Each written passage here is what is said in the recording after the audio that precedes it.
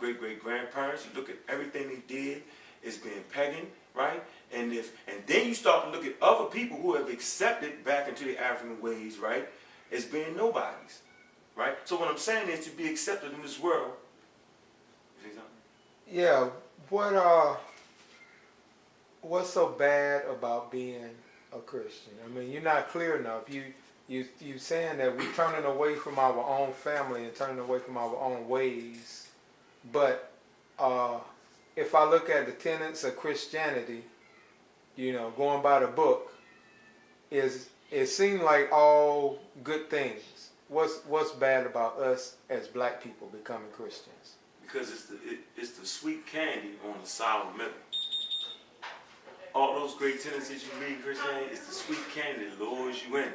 It's like the gingerbread. What they do, they took the gingerbread, they gave them the sweet cookies and lowered them into the oven. So by the time you accept all that, by the time you get to the middle, the core of it's all about your destruction. Because all these aspects you see that are good and all that are really fragments, right, from an African way of life. Meaning they're taking bits and pieces from outside of our culture, right? Not even the best piece, just bits and pieces of it, right? How the small say, fragment from the peripheral, the outskirts of your culture, right? Formulated into what they call in Christianity, right?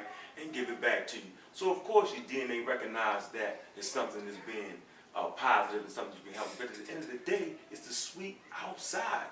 And then you get to that dangerous, killing you in the middle aspect of it. That's why I'm saying it's a trick. All tricks start out as being good. That's how a person trick you. He give you the good, right, hiding his evil intentions. What do you say to the person who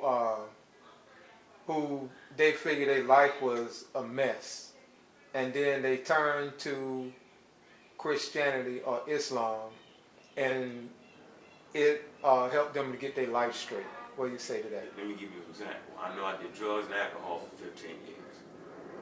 It changed my life around. Now, if I was foolish and was miseducated on what happened in that process, right, I would give credit to outside forces. But at the end of the day, the people that's converted to Christianity and Islam and the people that go to meetings for drug abuse and that, at the end of the day, you have to be the one to perform the action. So in essence, what they do is they make you give the credit away. They take the credit away from yourself and give it to external forces. In essence, they really take you away from the thing that created all things. The essence that resides inside you, that dark matter that gave birth to the universe and everything else, right? They take you away from that. They always taking an African outside of himself, right? They never allow you to go inside yourself. They never. It's like misrepresentation, meaning you did something, but you misnamed what you did. It wasn't the Christianity that made you better. It wasn't the Islam. It wasn't the fact that you prayed. The fact of the matter was, it was the actions that you did. It was the fact that you decided to make a change, right? And in deciding to make that change, you acted on that. And through that action, a change occurred. Since you've been so miseducated, right, you put European titles, European phrases, European religion on it, and give praise to it, and then you stand up in church and say, this is what do they call it when you stand up in church and you give testify. Yeah, you testify. That's what happened. When the truth of the matter is, you was happened. You the one that did that. You did that, and how was you able to do that? Because your DNA goes back to the beginning of all things. Your DNA goes back to the original. So what's wrong with using another name? I mean, even if it goes... Because another name, each culture, right, develops names, signs, and symbols, and tones, and information, right? To place the wrong name on something, right, you give credit to the thing that's killing you in the first place. Although the things that you see in Christianity, you can find in African culture, right? But to misname that, you losing the tones. You got a subconscious mind. Your subconscious mind recognizes tones. You go against your subconscious mind. Your subconscious mind is like a constant thing. It's been there all the time. Been there with your ancestors, and it's there. And it does not recognize the wrong tone. You give it the wrong tones. The wrong symbol. Each culture has symbols. Each culture, right, culture allows you to be in control of your natural resources. This is what's so important. Being in control of your natural resources. So one forms his religion, he makes his God, he makes these different culture expressions, he makes his language, depending on where he's at. But he does these things so he can be in control of his natural resources. And being in control of his natural resources, right, he can feed his babies, he can feed his family. He can develop things that makes him a world power, to be on the world stage. But if you're not in control of that, if you're not in control of your tones, if you're not in control of your symbols, right, then you become part of somebody else's culture. You use their signs, you use their symbols, you give them credit.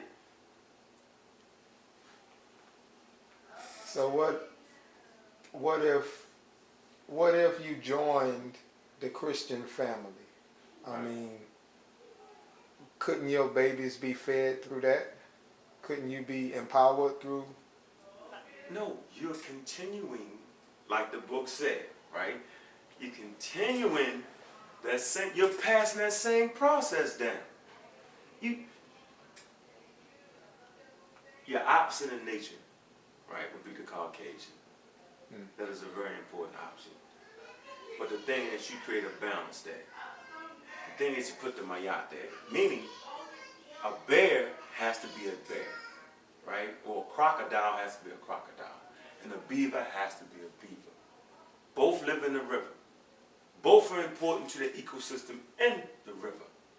But when the beaver starts to accept the things of the crocodile and the ways of the crocodile and the terms and the symbols and all the things of the crocodile, then what happens to the beaver?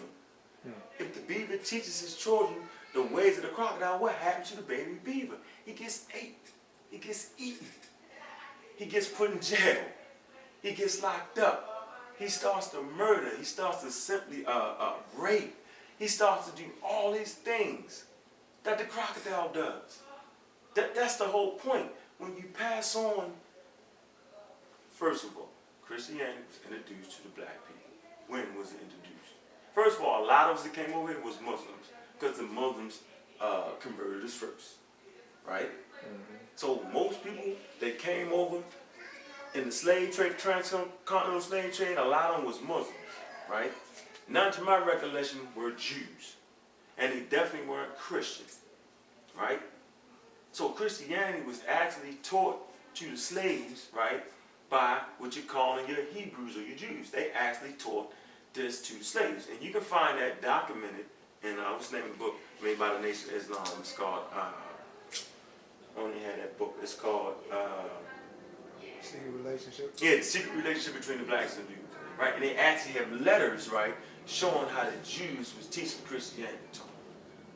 So, right here you have the tool of the oppressor. And what's that tool? The religion, their God concept.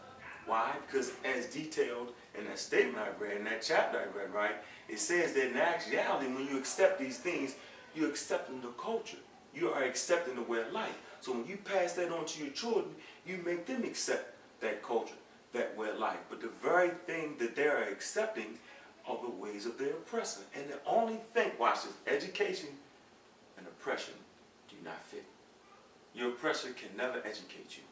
Because if your oppressor educates you, then you'll be educated on how to stop the oppression. It is equally as important today for that same mindset to be in charge as it was back then. Nothing has changed. No, everything has changed, right? But nothing is different. Their mindset hasn't changed. They need you to be on that same track. They just give you different things. They switch up stuff. They give you switcheroonie, the 52 fake out. But at the end of the day, it's all about them oppressing you, using your labor, using your mind, using your power. Remember, you have the ability. We've always had the ability to dream, right? But the difference between them and us is we can dream things and we can make it a reality. We can go to another place, right? Because of the high concentration of melanin that exists all in the whole universe. And we'll get into that, right? We had that ability to take things, we can envision things and bring that vision to a reality. Meaning we have the ability to put the science, the mathematics, to whatever the vision we have and bring it to being. Like, for instance, the Greeks could not understand how the hell did they build those pyramids. We were there one time.